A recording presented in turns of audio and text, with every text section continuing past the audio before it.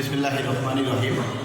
প্রিয় শিক্ষার্থীবৃন্দ, online geography ক্লাসে আজকের জিওগ্রাফি ক্লাসে তোমাদের সবাইকে স্বাগত জানাই। আমি মাহমুদুল নবী খান, প্রভাষক ও বিভাগীয় প্রধান, ভূগোল ও পরিবেশ বিভাগ, Nalta Ahsan mission residential college. আমি এই করোনার যে প্যান্ডেমিক সিচুয়েশান চলছে ওয়ার্ল্ড ওয়াইজ, আমরা এই পরিস্থিতির মধ্যে বাংলাদেশ সরকার নির্দেশিত এবং শিক্ষা মন্ত্রণালয়ের নির্দেশনাক্রমে আমরা অনলাইন যে শিক্ষা কার্যক্রমকে এগিয়ে নেওয়ার জন্য Nalta Ahsan mission residential college কর্তৃক আজকে আমি তোমাদের যে ক্লাসটি নিতে যাচ্ছি সেটি হচ্ছে আমাদের ভূগোল ও পরিবেশ বিভাগের অনার্স তৃতীয় বর্ষের ক্লাস। আমরা আজকের ক্লাসটা সকলে সুন্দরভাবে উপভোগ করব এবং প্রিয় ছাত্রছাত্রীদেরকে আমি বলবো যে তোমরা অবশ্যই এ থেকে বিষয়গুলো জানবে এবং সেগুলো সম্পর্কে কোনো সমস্যা থাকলে আমাদের কলেজে আমাদের সাথে ডিপার্টমেন্টে যোগাযোগ করবে বা আমার সাথে যোগাযোগ করতে পারবে। আমরা ভূগোল ও পরিবেশ বিষয়ে অনার্স তৃতীয় বর্ষের ক্লাস। অনার্স তৃতীয় বর্ষের ছাত্রছাত্রীদেরকে আমাদের একটি সাবজেক্ট, সেটি হচ্ছে আমাদের মাটি ও জৈব ভূগোল। এটাকে আমরা ইংরেজিতে বলছি soil and biogeography. Soil and বায়োজিওগ্রাফিতে আমরা প্রথমে আলোচনা করব।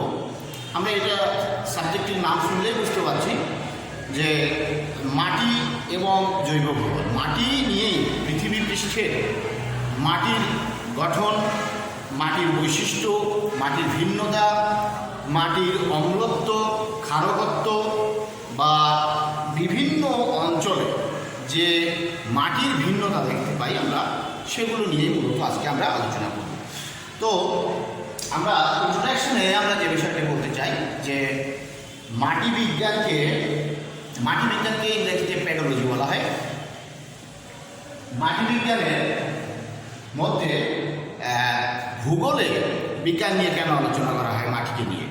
কারণ আমরা জানি ভূগোলের সংজ্ঞাতেই বলা হচ্ছে যে পৃথিবীর যে গঠনের পৃথিবীর তিনটি স্তর। সাধারণত বিজ্ঞানীরা গবেষণা করে এটি আবিষ্কার করেছেন। আমরা জানি পৃথিবীর অভ্যন্তর ভাগের তিনটি মণ্ডলে ভাগ করা হয়েছে। এটি হচ্ছে এক অশ্বমণ্ডল, অর্থাৎ পৃথিবীর পৃষ্ঠ থেকে আমরা যেখানে দাঁড়িয়ে আছি সেখান থেকে এই স্তরটাকে আমরা বলি হয় ভূত্বক। এটাকে বলা হচ্ছে ভূত্বক। এরপরে ভূত্বকের নিচে অশ্বমণ্ডলের গভীরতা গড়ে পৃথিবীর চারপাশে বেষ্টন করে আছে প্রায় 17 কিলোমিটার। এর পরের যে স্তর আছে সেটিকে আমরা বলছি গুরুমণ্ডল এবং তারপর থেকে একেবারে কেন্দ্র পর্যন্ত, সেন্ট্রাল কোর পর্যন্ত যে অঞ্চলটি আছে সেটিকে বলা হচ্ছে কেন্দ্রমণ্ডল। তাহলে এই পৃথিবীর যে আলোচনা ভূগোলে করা হয়, এই ভূগোলে পৃথিবীর আলোচনার মধ্যে আরেকটি অন্যতম আলোচনা হচ্ছে সারফেস অফ দ্য আর্থ, পৃথিবীর পৃষ্ঠ, যেখানে মানুষ সহ যাবতীয় প্রাণী এবং উদ্ভিদের সমস্ত কর্মকাণ্ড পরিচালিত হয়ে থাকে। এটিকে আমরা বলছি এই স্তরটিকে আমরা বলছি যে ভূপৃষ্ঠ। এই ভূপৃষ্ঠের প্রধান যে উপাদান, ভূপৃষ্ঠ গঠিত হয়েছে মাটি নিয়ে। অতএব ভূগোলে মাটি একটি অত্যন্ত গুরুত্বপূর্ণ আলোচ্য বিষয়। সেজন্য আমরা বলতে পারি যে বিজ্ঞানসম্মত উপায়ে মাটির উৎপত্তি, মাটির গঠন, মাটির বিন্যাস, মাটির শ্রেণীবিভাগ, এক এক অঞ্চলে মাটির কেন ভিন্নতা, মাটির ক্ষারত্ব, মাটির অম্লত্ব, এই যাবতীয় বিষয়গুলো, কেন পৃথিবীর এক এক অঞ্চলে মাটি এক এক প্রকার, পৃথিবীর অভ্যন্তরভাগে মাটির স্তরে স্তরে যে ভিন্নতা, এই সব কিছু বিজ্ঞানসম্মত উপায়ে যেখানে গবেষণা করা হয় বা আলোচনা করা হয়, সেটাকে আমরা বলছি সয়েল জিওগ্রাফি বা মাটি ভূগোল। আর মাটি বিজ্ঞান আলাদাভাবে এখানে আলোচনা করা হচ্ছে, যেটাকে বলা হচ্ছে পেডোলজি। পেডোলজিতে আমরা মাটিকে আলাদাভাবে সংজ্ঞায়িত করে একটি বিশেষ সত্তা হিসেবে মাটিকে চিন্তা করা হচ্ছে এবং সেটি নিয়ে গবেষণা করা হয়, সেটিকে বলা হচ্ছে মাটি বিজ্ঞান। তো আমরা মাটি বিজ্ঞানের একটি সংজ্ঞায় আমরা বলতে পারি যে পৃথিবীর সৃষ্টির পর থেকে পৃথিবীর উপরে যে পাতলা যে সারফেস বা আমাদের যে ভূপৃষ্ঠের যে স্তর, এই স্তরের মাটির গঠনের ভিন্নতা বিভিন্ন প্রাকৃতিক প্রপঞ্চ থেকে আসে। যেমন আমরা সূর্য কিরণ অর্থাৎ তাপমাত্রা, আমরা বলতে পারি বৃষ্টিপাত, আমরা জানি বায়ুর প্রবাহ, এই যে বিভিন্ন প্রাকৃতিক শক্তি দ্বারা ক্ষয়প্রাপ্ত হয়ে শিলারাশির যে পরিবর্তন ঘটছে, এই পরিবর্তনের ফলে মাটি নতুনভাবে উৎপত্তি লাভ করে। যেমন আমরা দেখেছি যে হিমালয় পর্বত থেকে বৃষ্টির পানিতে কোনো উঁচু স্থান থেকে বা হিমালয় পর্বত থেকে পানি ধুয়ে বা পর্বতের গাত্র বেয়ে যে নদীগুলোর উৎপত্তি হয়, সেখান থেকে প্রচুর পরিমাণে সেডিমেন্ট বা ধোঁয়ানি অর্থাৎ মাটি ক্ষয় করে সেগুলো মাটি বা নদীপথে বহন করে নিয়ে আসে।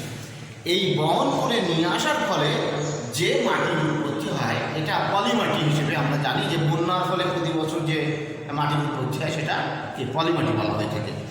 তো আমরা জানি যে বহির্জ প্রাকৃতিক শক্তিগুলোর প্রভাবে কঠিন শিলারাশি, পৃথিবীর উপরের যে কঠিন শিলারাশি ক্ষয়প্রাপ্ত হয়, ক্ষয়প্রাপ্ত হয়ে পর্যায়ক্রমে যে নতুন মাটির উদ্ভব হয়, সেটাও আমাদের সয়েল জিওগ্রাফিতে আলোচনা করা হয়ে থাকে। এখানে যে কঠিন শিলাগুলো ক্ষয়প্রাপ্ত হওয়ার জন্য যে বিষয়গুলো আমাদেরকে ভূমিকা রাখে সেগুলো হচ্ছে বিচূর্ণী ভবন, নগ্নি ভবন বা আমাদের স্থান, বিভিন্ন ধরনের যে প্রাকৃতিক শক্তি আছে সেই শক্তিগুলো দ্বারা এই মাটি ক্ষয়প্রাপ্ত হয়, মাটি রূপান্তরিত হয়। এসবগুলো সয়েল জিওগ্রাফিতে আলোচনা করা হয়ে থাকবে। আমরা এরপর আমরা দেখতে পারি যে মাটি বিজ্ঞানের ডেফিনেশন অফ সয়েল সায়েন্স, মাটি বিজ্ঞানের সংজ্ঞা, মাটি বিজ্ঞানকে কীভাবে সংজ্ঞায়িত করা হচ্ছে। যে আমরা জেনেছি ইতিমধ্যে যে পৃথিবীর মাটির যে বৈশিষ্ট্য, মাটির ঘনত্ব, এগুলো কোথায় কেমন কেন ভিন্নতা, এগুলো নিয়ে যেখানে আলোচনা করা হবে সাধারণত এটাকে আমরা মাটি বিজ্ঞান বলে চিহ্নিত করে থাকি। মাটি বিজ্ঞানের প্রাকৃতিক পরিবেশের মাটি বিজ্ঞানই প্রাকৃতিক পরিবেশের একটি শাখা। প্রাকৃতিক যে পরিবেশ আমাদের চারিপাশে অবস্থান করছে, এর মধ্যে মাটি একটি অন্যতম বিষয় এবং সেটা নিয়ে যে বিষয়ে আলোচনা করা হবে, যে অধ্যায়ে আলোচনা করা হবে, সেটি হচ্ছে মাটি বিজ্ঞান হিসেবে সাধারণভাবে আমরা চিহ্নিত করে থাকি। মাটি বিজ্ঞান সম্পর্কে আরও যে সংজ্ঞাগুলো দেওয়া যায় সেগুলো হচ্ছে মাটি বিজ্ঞানের যে শাখায় মাটির উদ্ভব প্রক্রিয়া, আমি কথাটি আগেও বলে দিয়েছি, তারপরেও বইয়ের ভাষায় যেটা বলা যায়, মাটি বিজ্ঞানের যে শাখায় মাটির উৎপত্তি, মাটির গঠন কাঠামো, মাটির গুণট এবং মাটির প্রাকৃতিক ও রাসায়নিক বৈশিষ্ট্য এবং উদ্ভিদ ও এর পুষ্টি, উদ্ভিদের পুষ্টি সরবরাহ কিন্তু মাটি থেকে হয়ে থাকে। এই যাবতীয় বিষয়গুলো যেখানে আলোচনা করা হবে, যে বিষয়ে আলোচনা করা হবে, সেটাকে আমরা বলছি মাটি বিজ্ঞান বা মাটি ভূগোল। নেক্সট আমরা পরের অপশনে আমরা যেতে চাই, মাটি বিজ্ঞানের সংজ্ঞা আমরা জানলাম। নেক্সট হচ্ছে স্কোপ অফ সয়েল জিওগ্রাফি। আমরা মাটি ভূগোলের পরিধি আলোচনা করার আগে আমি একটু তোমাদেরকে বলতে চাই যে এই মাটি বিজ্ঞান বা মাটি ভূগোল পাঠ করার গুরুত্বটা একটু আলোচনা। গুরুত্বের মধ্যে সমগ্র বিশ্বে বর্তমানে মাটি ভূগোল অত্যন্ত গুরুত্বপূর্ণ ও জনপ্রিয় একটি বিষয়। আমরা দেখেছি যে সারা পৃথিবীতে যতগুলো বিষয়, তার মধ্যে আলোচনার বিষয় বা গবেষণার বিষয়, তার মধ্যে মাটি ভূগোল একটি অন্যতম একটি গুরুত্বপূর্ণ বিষয় হিসেবে বিবেচিত হয়। যেমন আমরা কোনো স্থানের কৃষিকাজ, কোনো স্থানে যে আমি যদি বলি যে মরুভূমিতে এখন কৃষিকাজ করতে হবে, ধান লাগাতে হবে, সেখানে রবি শস্য ফলাতে হবে, বিভিন্ন শাকসবজি ফলমূলের চাষ করতে হবে, সেটা কি সম্ভব হবে? নিশ্চয় নয়, কারণ সেখানকার মাটির যে বৈশিষ্ট্য, সেখানকার পরিবেশ যেমন ভিন্ন, সেজন্য সেখানে সেটা সম্ভবপর হবে না। ঠিক একই রকমভাবে আবার কোনো অঞ্চলে কৃষিকাজ বা সেখানকার কৃষির ওপরে সেই দেশের অর্থনীতি, সেই দেশের মানুষের জীবনযাত্রা সব কিছু নির্ভর করে। তো যে দেশের মাটি উর্বর, সে দেশের কৃষিকাজ অবশ্যই সেখানে ভালো হবে। অর্থাৎ মাটি বিজ্ঞান আলোচনা করার ফলে বা মাটি ভূগোল পাঠ করার ফলে আমরা এটা জানতে পারবো যে কোন অঞ্চলের মাটি কেমন প্রকৃতির, তার গঠন বৈশিষ্ট্য কেমন, বা সেই মাটিতে কী ধরনের ফসল উৎপাদন করা যায়, সেটা মাটি বিজ্ঞান বা মাটি ভূগোল পাঠের মাধ্যমে আমরা জানতে পারব। এরপর আসছে পৃথিবীর স্থলভাগের মাত্র 1/10 জমিতেই ফসল উৎপাদন হয়। আমরা জানি যে সারা পৃথিবীতে যে পরিমাণ স্থলভাগ আছে, সেই স্থলভাগে যে মাটি আছে, সয়েল যেগুলো, সেগুলোতে আমরা মাত্র 1/10 জমিতে ফসল উৎপাদন করা সম্ভব হয়ে থাকে। সুতরাং উপযুক্ত মাটি ব্যবস্থাপনা দ্বারা এই ফসলি জমির পরিমাণ আরও দ্বিগুণ করা যায়। মাটি ব্যবস্থাপনা বা আমরা বলছি সয়েল ম্যানেজমেন্ট, অর্থাৎ যেখানকার মাটি অনুর্বর, আমরা জানি যে জমির শ্রেণীবিভাগ আছে, উর্বর জমি, অনুর্বর জমি, পতিত জমি। আমরা এই জমিগুলোকে, অনুর্বর জমিকে উর্বর করতে হবে কীভাবে, এই প্রক্রিয়া যদি বিশেষভাবে এটাকে ব্যবস্থাপনা করা যায়, এটাকে ম্যানেজমেন্ট করা যায়, তাহলে পৃথিবীতে যে ফসল উৎপাদন করার জন্য যে পরিমাণ মাটি এখন বর্তমানে উৎপাদন করা হচ্ছে, অদূর ভবিষ্যতে এটি গবেষণার মাধ্যমে বা এটি ম্যানেজমেন্টের মাধ্যমে আরও বেশি রূপে সেটা করা সম্ভব হতে পারে। নেক্সট হচ্ছে কৃষি উৎপাদন বৃদ্ধি, পরিবেশ সংরক্ষণ, ভূমির মূল্যায়ন, উর্বরতার মূল্যায়ন, গৃহ নির্মাণ, সেতু আমাদের বিভিন্ন জায়গায় যে সেতু নির্মাণ করা হয়। যেমন আমরা ছোট্ট উদাহরণ দিয়ে বলতে পারি যে পদ্মা সেতু নির্মিত হচ্ছে বাংলাদেশের স্বপ্ন। দক্ষিণ পশ্চিমাঞ্চলের বা দক্ষিণ অঞ্চলের সাথে যোগাযোগ ব্যবস্থার আমূল পরিবর্তন হয়ে যাবে পদ্মা সেতু উদ্বোধন হওয়ার পর। আমরা এই পদ্মা সেতুর গুরুত্ব বাংলাদেশের অর্থনীতিতে একটা বিরাট ভূমিকা রাখবে। এই পদ্মা সেতু যেখানে নির্মিত হচ্ছে, অর্থাৎ মাওয়া জাজিরা পয়েন্টে, আমাদের পদ্মা নদীর উপরে, এখানে প্রথমেই প্রকল্প গ্রহণ করার পরে যেটা হয়েছিল সেটা হচ্ছে মাটি পরীক্ষা করতে হয়েছে, সয়েল টেস্ট। আমরা বিভিন্ন জায়গায় যে ভবন নির্মাণ করা হয়, হাই রাইজ বিল্ডিং তৈরি করা হয়, বিভিন্ন শিল্প কলকারখানা স্থাপন করা হয়, সেখানে প্রথমেই যে কাজটা করতে হয় সেটা হচ্ছে সেখানকার মাটি টেস্ট করতে হয়, সয়েল টেস্ট করতে হয়। কারণ এখানকার মাটিটা আসলে যথোপযুক্ত কিনা, এখানে ভবন নির্মাণ করলে সেটা দেবে যাবে কিনা, বা মাটির গুণট গঠন টেস্ট করে সেটাকে নেওয়া হয়। এটা মাটি বিজ্ঞান বা পেডোলজিতে বা সয়েল জিওগ্রাফিতে আলোচনা করা হয়ে থাকে। অর্থাৎ মাটি বিজ্ঞান পাঠ করা অত্যন্ত গুরুত্বপূর্ণ একটি বিষয়। মাটি ভূগোল পাঠ করা এবং পেডোলজি পাঠ করা এবং পেডোলজির যে বিষয়, সেটি এখানে আমরা তার গুরুত্বটা অনুধাবন করতে পারি। রাস্তাঘাট নির্মাণের ক্ষেত্রেও প্রাকৃতিক সম্পদ ব্যবহার, প্রাকৃতিক সৌন্দর্য বর্ধন প্রভৃতি কারণে আমি এখানে একটি ইকো পার্ক তৈরি করব, বা আমি এখানে একটা সুন্দর একটা বনভূমি তৈরি করব, কৃত্রিম বনভূমি তৈরি করব, তাহলে আমাকে এখানে অবশ্যই আগে টেস্ট করতে হবে যে মাটিটা কেমন, সেখানে আমি যে বৃক্ষগুলো রোপণ করব সেই বৃক্ষগুলো আসলে সেগুলো সেখানে বাঁচবে কি না। এজন্য আমাদের মাটি ভূগোল পাঠ করা অত্যন্ত গুরুত্বপূর্ণ বিষয়। তো আমরা নেক্সট অপশনে চলে যাই যে স্কোপ অফ সয়েল জিওগ্রাফি, মাটি ভূগোলের পরিধি। মাটি ভূগোল কী কী বিষয় নিয়ে মাটি ভূগোলে আলোচনা করা হয়ে থাকে, বা এর ব্যাপ্তি, পরিব্যাপ্তিটা কেমন। আমরা ইতিমধ্যেই আমরা জানতে পেরেছি যে মাটি ভূগোল পাঠের মাধ্যমে আমরা বিভিন্ন জায়গায় শিল্প কলকারখানায় স্থাপন, হাই রাইজ বিল্ডিং, কৃষি ম্যানেজমেন্ট বা সয়েল মানে আমাদের যে এগ্রিকালচার ম্যানেজমেন্ট বা কৃষির উৎপাদন বৃদ্ধি করার জন্য যে জমি ব্যবহার, ভূমির প্রকৃত ভূমির ব্যবহার, এ সমস্ত বিষয়, সমস্ত জায়গায় আমাদের মাটির অবস্থা বা মাটির পরিবেশ বা মাটির অবস্থা সম্পর্কে আমাদেরকে অবশ্যই সেটা জানতে হবে, এবং সেটা এই মাটি ভূগোলের আলোচনার পরিব্যাপ্তি বা তার বিস্তারটা সে পর্যন্ত। আমরা কিছু বিষয় আলোচনা করি। মাটি ভূগোলের পরিধি অত্যন্ত ব্যাপক। এই বিষয়টি মাটির উদ্ভবের কারণ থেকে শুরু করে, কেন মাটির উদ্ভব হয়েছে, মাটির জন্ম হয়েছে কীভাবে, সেসব থেকে শুরু করে সমস্ত বিষয়ে আমাদের কোনো জায়গায় একটা বসতি স্থাপন করতে গেলে, একটা নগরী তৈরি করতে গেলে আমাদের সেখানকার মাটি কেমন, সেখানকার মাটির গঠন কেমন, সেগুলো আমাদেরকে জানার প্রয়োজন আছে।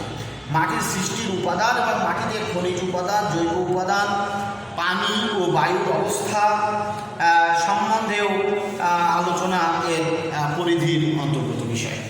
তাহলে আমরা স্কোপ অফ সয়েল জিওগ্রাফি বা আমরা মাটি ভূগোলের যে পরিধি, তার মধ্যে আমরা দেখতে পাচ্ছি যে প্রতিটি ক্ষেত্রে আমরা মাটির বৈশিষ্ট্য বা মাটির পরিবেশ সম্পর্কে আমাদেরকে জানাটা অতীব গুরুত্বপূর্ণ। নেক্সট আসছে আমাদের necessity of studying soil geography. Soil geography পাঠ করার কী গুরুত্ব, সয়েল জিওগ্রাফি পাঠ করার গুরুত্বটি আমি ইতিমধ্যে আলোচনা করে দিয়েছি আমার আলোচনার প্রথম পর্যায়ের দিকে। আমরা সয়েল জিওগ্রাফি কেন পড়তে হবে, কেন সয়েল জিওগ্রাফি পড়তে হবে সে সম্পর্কে আলোচনা করেছি, যে আমরা এই সয়েল জিওগ্রাফি পাঠের মাধ্যমে আমরা কোনো স্থানের সারা পৃথিবীতে যে ভূমি আছে তার মাত্র 1/10 ভূমি ব্যবহার উপযোগী, অর্থাৎ কৃষি উৎপাদন হয়, বাকিগুলো প্রতীক বা অনুপযুক্ত শস্য চাষের অনুপযুক্ত। তো সেগুলোকে প্রপার ম্যানেজমেন্ট করার জন্য আমাদের অবশ্যই সয়েল জিওগ্রাফি পাঠ করতে হবে। তাছাড়াও শিল্প কলকারখানা স্থাপন, হাইরাইজ বিল্ডিং তৈরি, আমাদের কলকারখানা নির্মাণ, রাস্তাঘাট, আমাদের ব্রিজ কালভার্ট নির্মাণ করার জন্য আমাদের মাটি বিজ্ঞান বা মাটি ভূগোল পাঠ অত্যন্ত গুরুত্বপূর্ণ। নেক্সট আছে relations between soil geography and plant geography. আমাদের মাটি ভূগোল এবং প্ল্যান্ট জিওগ্রাফি অর্থাৎ উদ্ভিদ ভূগোল এর মধ্যে সম্পর্ক। আমি কথার মধ্যে আমরা আলোচনার মধ্যে এসে গিয়েছে যে মাটি ভূগোল পাঠ করার সাথে সাথে প্ল্যান্ট জিওগ্রাফি, অর্থাৎ আমরা মাটি ভূগোল আলোচনা করছি মাটির গঠন, বৈশিষ্ট্য, মাটির অম্লত্ব, খারত্ব, এই বিষয়গুলো। আর প্ল্যান্ট জিওগ্রাফিতে অর্থাৎ উদ্ভিদ ভূগোলে যেটি আলোচনা করা হচ্ছে সেটি হচ্ছে কোনো স্থানে উদ্ভিদ কোন প্রকৃতির উদ্ভিদ জন্মে। যেমন আমাদের সুন্দরবনে ম্যানগ্রোভ ফরেস্ট বলা হয়, এখানে যে লোনা পানির বন, সেখানে যে উদ্ভিদ জন্মে নিশ্চয়ই সেটি বৃষ্টি পানিতে জন্মাবে না। আবার বৃষ্টি পানির যে উদ্ভিদগুলো সেগুলো আবার লোনা পানিতে গেলে জন্মাবে না। মরু অঞ্চলের উদ্ভিদ একরকম, নাতিশীতোষ্ণ অঞ্চলের উদ্ভিদ একরকম। তুন্দ্রা অঞ্চলের উদ্ভিদের সাথে নাতিশীতোষ্ণ অঞ্চলের উদ্ভিদের মিল নেই। অর্থাৎ এই যে পৃথিবীব্যাপী যে মানে উদ্ভিদের যে ডিফারেন্স, এই যে ভিন্নতা, এটি যেখানে আলোচনা করা হয় সেটি আমাদেরকে প্ল্যান্ট জিওগ্রাফি। তাহলে সয়েল জিওগ্রাফি অবশ্যই গাছটা যেখানে রোপণ করতে হবে সেই জায়গার মাটির বৈশিষ্ট্য, মাটির গুণাগুণ সম্পর্কে যদি ধারণা না থাকে, আবার প্ল্যান্ট জিওগ্রাফিতে কোন ধরনের উদ্ভিদ কোন মাটিতে জন্মে সেই ধারণা যদি না থাকে, তাহলে আমাদের সেইখানে উদ্ভিদ লাগালে সেই উদ্ভিদ বাঁচবে না। অতএব কোথাও প্ল্যান্ট জিওগ্রাফির সাথে সয়েল জিওগ্রাফির একটি ওতপ্রোতভাবে সম্পর্ক জড়িত আছে। নেক্সট আমরা দেখতে পাচ্ছি যে relations between soil geography and climate. Soil জিওগ্রাফির সাথে প্রাকৃতিক পরিবেশের প্রধান একটি উপাদান হচ্ছে আমরা জলবায়ু। এটার কি সম্পর্ক দুটির মধ্যে? এটি আমরা দেখছি সয়েল জিওগ্রাফির সাথে ক্লাইমেট একটি গুরুত্বপূর্ণ বিষয়। যেমন যেসব অঞ্চলে প্রচুর বৃষ্টিপাত হয় সেখানে বড় বড় বৃক্ষ জন্মে, আবার যেখানে বৃষ্টিপাত হয় না সেখানে শুষ্কতার কারণে সেখানে মরুভূমির উৎপত্তি হবে। আবার যেখানে বৃষ্টিপাত হবে সেখানে মাটি নরম হয়ে মাটি ধুয়ে তার উপরের স্তর ধুয়ে যাবে, আস্তে আস্তে সেটা ক্ষয় প্রক্রিয়াকে ত্বরান্বিত করবে। আবার যেখানে বৃষ্টিবহুল অঞ্চলে প্রচুর পরিমাণে নতুন মাটির উদ্ভব হবে, যেমন ধোঁয়ানির ফলে বা ক্ষয়ের ফলে কর্দমাক্ত মাটি, বেলে মাটি, এঁটেল মাটি, দোআঁশ মাটি, এরকম বিভিন্ন মাটির শ্রেণীবিভাগ সেখানে তৈরি হবে। নেক্সট আমরা দেখছি যে branches of soil geography. Soil জিওগ্রাফির যে বিভিন্ন শ্রেণী, সয়েল জিওগ্রাফির কয়েকটি শাখা আমরা এখানে একটু আলোচনা করতে চাই। যে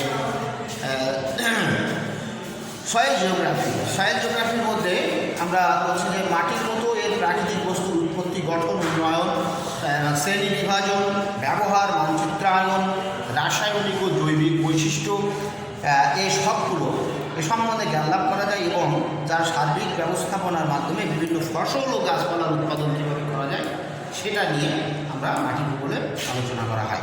পরিবেশকে কীভাবে দূষণমুক্ত রাখা যায় ইত্যাদি বিষয় আমরা মাটি ভূগোলে আলোচনা করা হয়।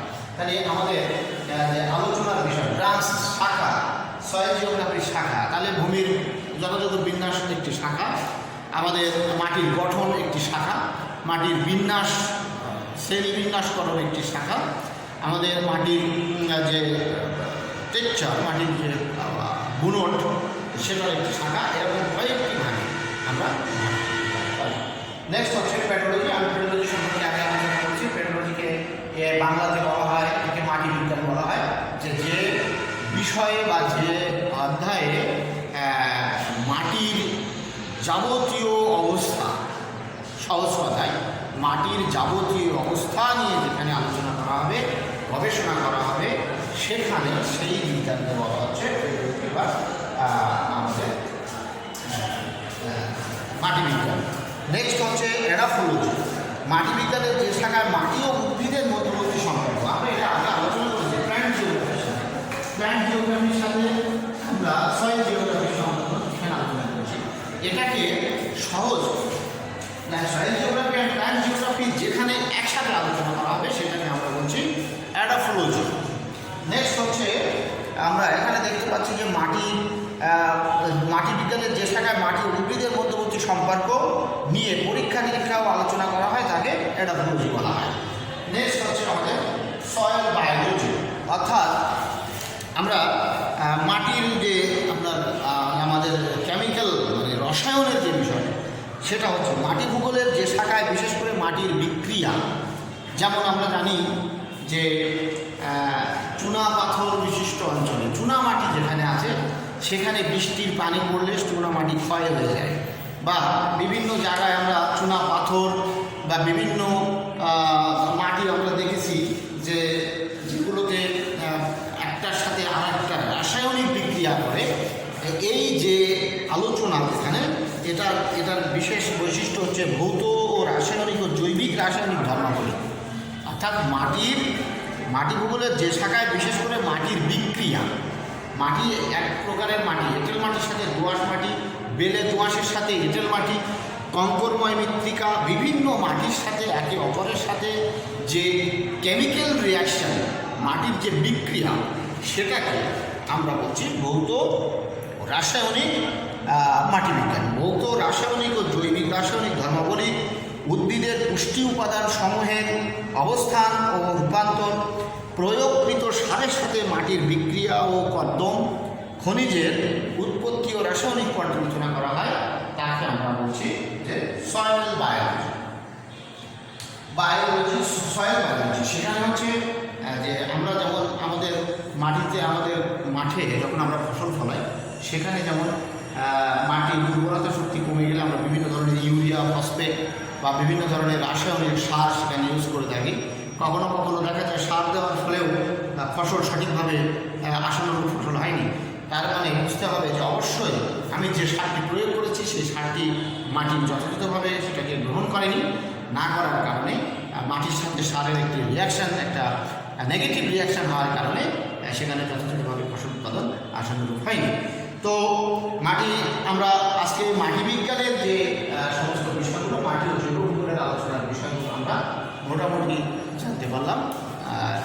এই হলো আমাদের আজকের অনার্স তৃতীয় বর্ষের soil geography, soil and biogeography থেকে আমরা প্রথম অধ্যায় থেকে আমরা আজকে আলোচনা করছি। তো প্রিয় শিক্ষার্থীবৃন্দ, সকলেই ভালো থাকবে, অবশ্যই মাস্ক পরিধান করবে এবং বেশি বেশি হ্যান্ড স্যানিটাইজার বা সাবান পানি দিয়ে 20 সেকেন্ড করে হাত ধোবে এবং ঘরে থাকার চেষ্টা করবে। বাইরে বেরোলে অবশ্যই মাস্ক পরিধান করবে এবং যে ধর্মের আছে সেই ধর্মকে যথাযথভাবে তার ধর্মীয় অনুশাসনগুলো যথাযথভাবে মেনে চলার চেষ্টা করবে। পিতামাতা, সমাজের সম্মানীয় ব্যক্তি, বয়োবৃদ্ধ, সিনিয়র সিটিজেন যারা আছেন, শিক্ষক, তাদেরকে অবশ্যই আমরা শ্রদ্ধা সম্মানের চোখে দেখব। দেশ থেকে মাদককে নির্মূল করার চেষ্টা করব, মাদককে না বলবো এবং অবশ্যই সন্ত্রাস বা বিভিন্ন ধরনের দুর্নীতিকে আমরা ঘৃণা করব এবং দুর্নীতি থেকে আস্তে আস্তে আমরা দেশকে দুর্নীতিমুক্ত করব, এই বলে আমি আজকের মতো আমার অনলাইন জিওগ্রাফি ক্লাস থেকে বিদায় নিচ্ছি। তো মোটামুটি আজকের এই ক্লাস, ধন্যবাদ সবাইকে।